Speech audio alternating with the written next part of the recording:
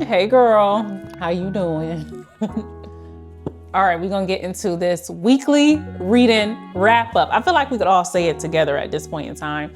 Um, I'm gonna be quick because I ain't gonna hold you. My attention span is not there right now.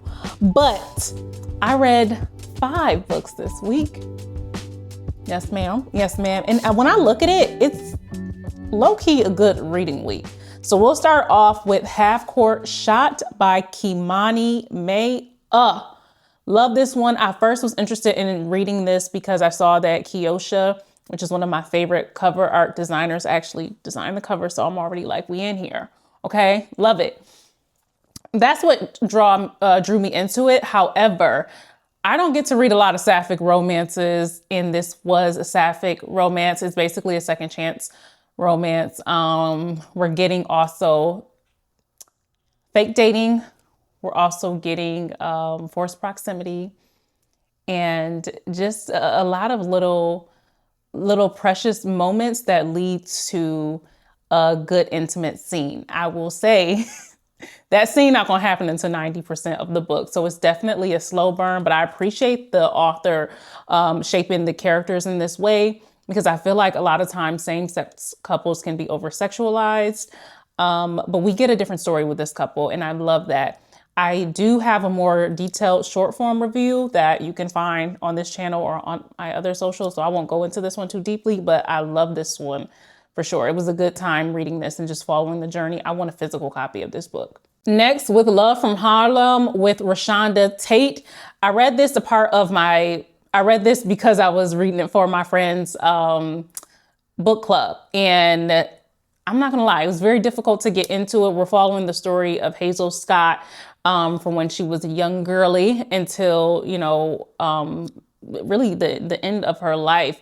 But if you don't know, Hazel Scott was a artist, a performer, an actor, a songstress. However, she did have a big affair. And I don't want to go into it too much, but I will say that affair kind of overshadowed the first part of this book, maybe the first 70% of this book. But you get to see her evolve into a woman and to start getting her own identity and speaking up for herself in different ways. She met the MMC when she was fairly young. She was a teenager. So there's a lot of grace that I feel like as a reader, we have to give her. But for me, it was overshadowing it because she definitely knew this man was married and she had that second thought within herself, but she didn't act on the second thought. She married the man, and the man himself, who will remain nameless in this conversation, he gave just a little bit of hope, just enough hope to make us believe that there was something there. Because a lot of times you'll hear that the husband will never leave his wife, right, for his mistress, but he did in fact leave his wife.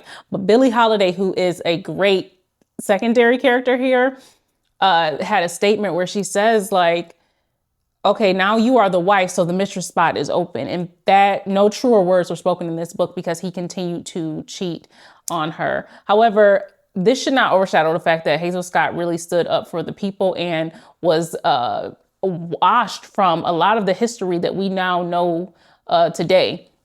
And I really appreciate ReShonda Tate's crusade to bring this historical figure back to life and back on our radar.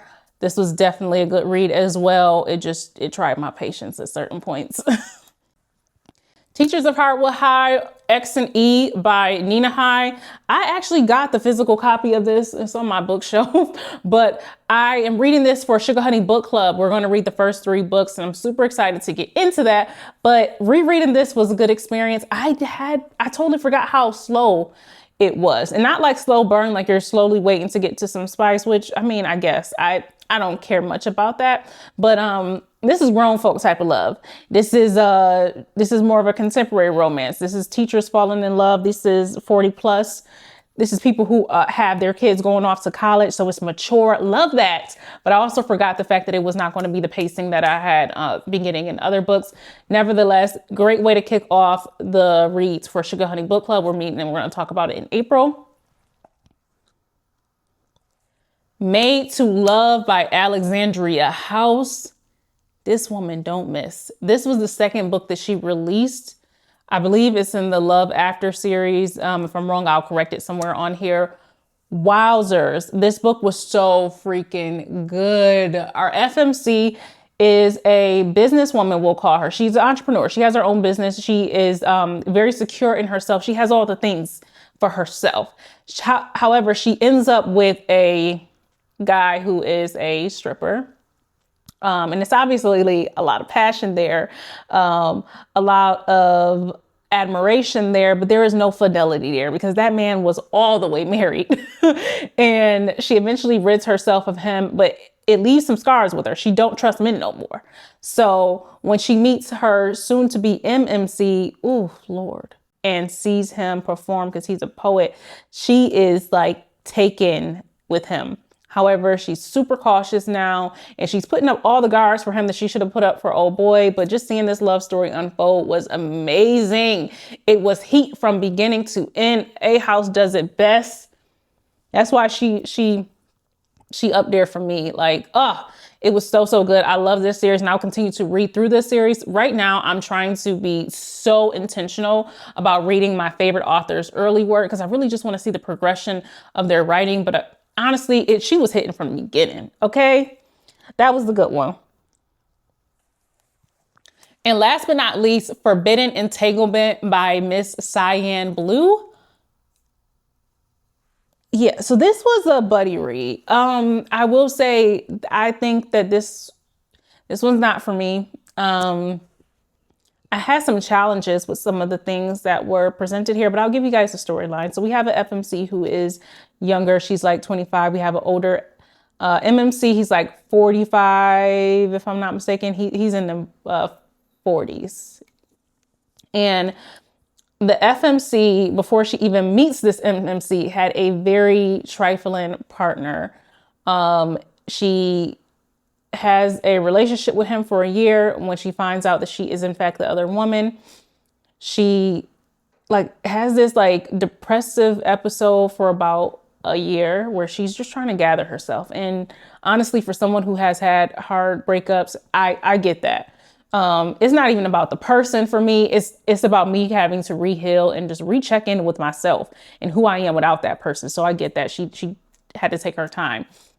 Her friend comes after this year and like, look, you've been doing this for long enough. Let's go to Jamaica. She goes to Jamaica where she meets her MMC. Like, this is going to be the guy of her story, her fairy tales, right? She's a little reluctant about it because he's into her. She's into him. He's like, yo, give me 24 hours. That's all I want. I just want 24 hours with you. We could act like it never happened. You know, we both on vacation. It's nothing. Before she enters those 24 hours with him, she realizes that she recognized this guy and he is in fact the father of her ex. She continues to go forward with this, this entanglement, hence the name. And that's really how it goes. Eventually, you know, the story things progress naturally. The ex finds out about her and his father, you know, all the things you would expect to happen are happening. And I'm not necessarily one who's not comfortable with those difficult storylines. I just wasn't pulled into the story, really. I wasn't connected to it, and it wasn't something I was like, ooh, I love it. Like I'm interested in it. It wasn't keeping me. It wasn't drawing my attention. So that's my only challenge with it. But you can kind of get an idea of the storyline. And certainly the MMC was definitely dedicated to making sure his FMC felt loved and felt secure and felt all the things that she didn't get from his son. What I hated from the MMC and also the father of her ex was just like, yo, this is your son's ex. You don't feel no type of like, no way that you about to, but he didn't. Him and his son had a difficult relationship anyway. So yeah, those are the 5 books that I read this week. Oh, 5, not 10. 5 books I read this week. It was definitely a good reading week for me. And sometimes I have to like look back in my notes to remember. I had a good behind time reading this week. Like I definitely enjoyed it. So yeah, what did you read this week? Any of these tickle your fancy? Let your girl know. And I'm excited to get into some other things this coming week. I'll be rereading The Accidents Happen series by Jessica Cage. If you are looking for a good, funny time, if you're looking for your gateway into fantasy, if you're looking for Black characters this is the place to go. I always recommend this series for people who may not be comfortable or familiar with fantasy, because it really is a romantasy. So, right, that's something we're familiar with around here. We do have romance. It's a romantasy, but there's so many comedic elements to it. It's amazing. And she just hits with every one of these books in the series. She has a sapphic coming out for the 4th book of this series. So just refreshing my brain on that. I also be rereading Real because, girl, yes, it's worth it. Yes. And I'll be rereading Capone, Capone 3. I am just a girl. I gotta go visit my man again. But that is it. That is all. Please like, share, and subscribe. Thank you, and have a great day and week and all the things.